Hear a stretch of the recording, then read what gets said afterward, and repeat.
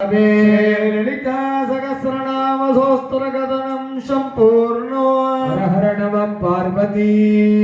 पदगे हर हर महादेव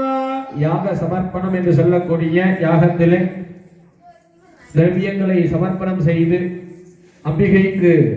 மிகவும் பிரீதமான ஸ்ரீ லலிதா சகஸ்ரநாமம் என்று சொல்லக்கூடிய ஸ்தோத்திர பாராயணமானது தற்பொழுது நடைபெற்றது. நிகழ்ச்சியின் அங்கமாக இன்னும் ஒரு சில மணித்துளிகளிலே யாகத்தின் நிறைவு பகுதியாக விளங்கக்கூடிய மகா குருநாகுதி யாகமானது நடைபெற உள்ளது. அதன் முன்பாக 7 மாரியம்மனுக்கு உண்டான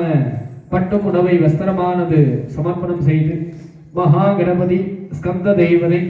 பாலடி கர்ப்பண்ண சுவாமிகள் என்று சொல்லக்கூடிய மகாகாலர் சுவாமிக்கும் வஸ்திர சமர்ப்பணமானது நடைபெற்று அதனை தொடர்ந்தார் வண்ணம் புஷ்ப மாலை சமர்ப்பணம்,